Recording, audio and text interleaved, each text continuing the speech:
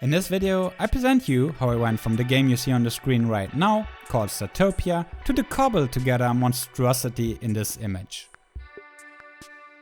The short answer to this video's title is that replicating anything meaningful is an incredible amount of work, and you might not fully appreciate how much effort went into some of these older classic games. And for the long answer, you will have to continue watching this video. In Startopia, which was released in 2001, you are managing a deserted space station that you need to slowly restore to former glory. You can terraform the biodeck, build all sorts of attractions on the pleasure deck, and if you want, you can go full trading base economy using the sub-level. In a nutshell, by making your space station more attractive to alien visitors, you earn energy which you can spend on expanding your station further and further. The highly entertaining and funny campaign introduces all game mechanics over 10 missions, and if you've never played this before, it's a must-buy, at least in my book. To me, the humor, the art style and the overall quality makes it one of the best games ever. At the same time, unfortunately, technology has evolved in the past 20 years, and trying to play the game on a 4K resolution leads to quite funny problems, at least on my most recent PC. This made me wonder if I would be able to create something at least vaguely resembling Startopia using my amateur game dev skills, in my limited spare time. So I jumped into Blender and started with modeling a donut-shaped space station, which was easy enough using a torus mesh. I played a bit with the size and form and gave the mesh the solidify modifier to have inner and outer walls. I continued with adding solidified plain mesh floors, for which I then used the boolean modifiers to cut out the disks, which should later become the different decks. Lastly, I played a bit with the materials to have nice looking windows on the upper deck, and I simulated moving through my space station using Blender's built-in fly mode. Next, I imported my creation from Blender into Unity and started troubleshooting for a couple of evenings while my graphics card was going crazy looking at this object in scene mode but not in standalone builds. I fiddled around with materials, reflections, mesh complexity and frame limiters in both Unity and my NVIDIA driver. I even looked at different rendering APIs available in Unity, including OpenGL and Vulkan, with little to no progress on understanding what's going on in the scene view. At some point I just gave up and decided to live with my graphics card yelling and whining at me when running the project inside Unity. It's these kinds of issues which often sidetrack me and make my overall progress ridiculously slow. Anyway, my next step became the replication of the camera handling, which consists of moving around with WASD and changing the camera angles using the mouse while pressing the middle mouse button. Changing the height of the camera is achieved using the scroll wheel. I implemented all of this using a few lines of code as illustrated in this clip. Still, it required me to play around with different parameters to get something that felt good enough to continue. In addition, this clip shows my first placeholder building, which looks nothing like the buildings you saw earlier in the gameplay footage. So I looked back at Startopia and I wondered which building should become my first victim. I decided to have a go at the port which lets visitors enter and exit the space station, especially as it looked like something that was doable with my limited skill set. However, as you can see here, I tried to be clever and have a simplified opening and closing animation, which turned out to look lame. After importing it into Unity, I wondered about implementing a future grid system to support placing buildings that have depth.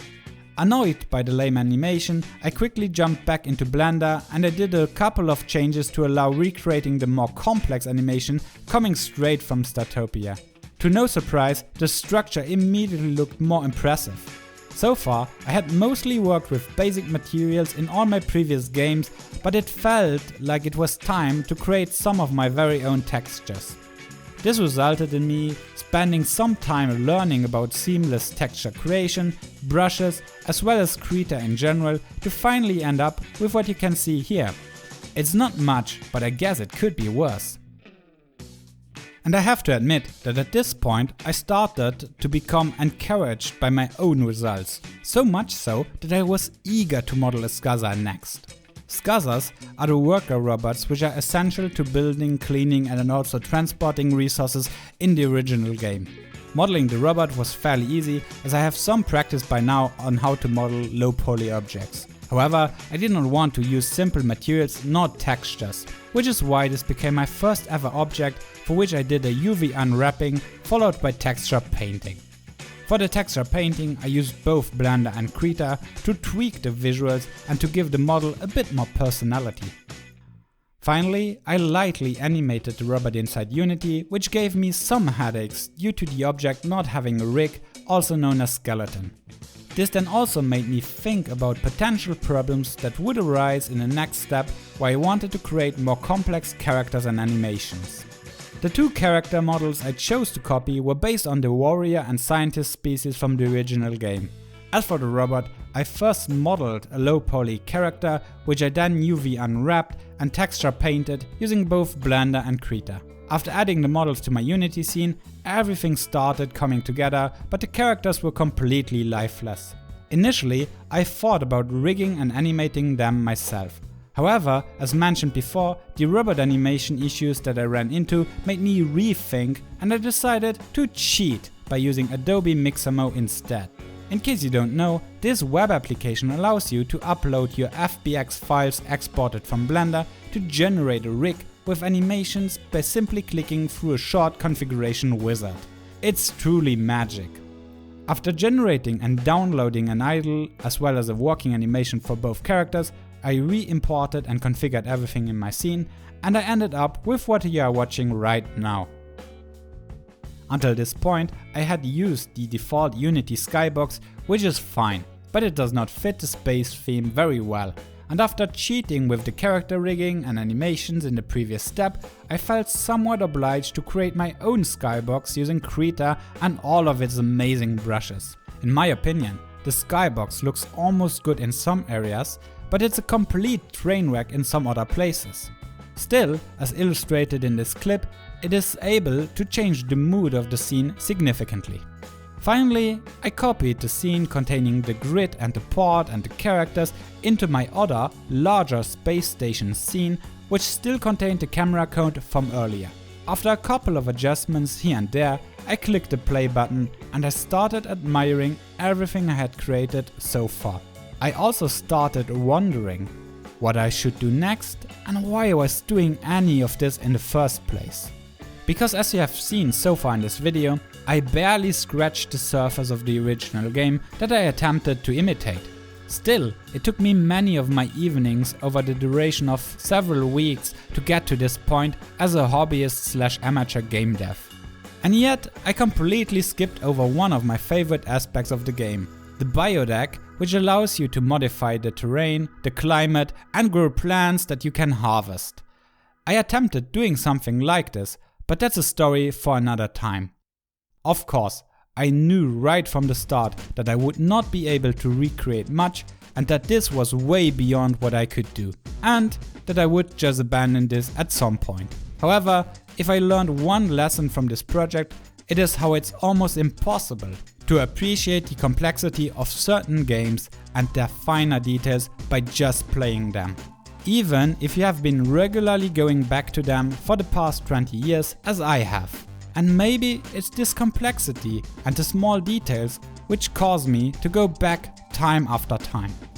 By recreating parts of this game that I hold very dear to my heart, I also for the first time truly realized how many skills are required to create a project of this caliber. Of course I knew about many aspects, but I can tell you that it's a completely different story if you have to actually do it all by yourself. On the plus side, doing this exercise forced me to learn new skills and techniques that I can now use in my future projects. In the end, I think that I lost interest in continuing this side project mostly because copying something existing is not very fulfilling. And to be real, Startopia looks and plays perfectly fine in Full HD. Who needs 4K anyway? Furthermore, it seems that the original developers have recently acquired some rights and the game even received some updates for the first time in 20 years. I can only applaud this commitment as it shows the love of the original developers for their creation. And yes, I know that there has been a recent remake, and unfortunately I have not played it yet, but I will probably look at it at some point. That's all I have, and I thank you for watching.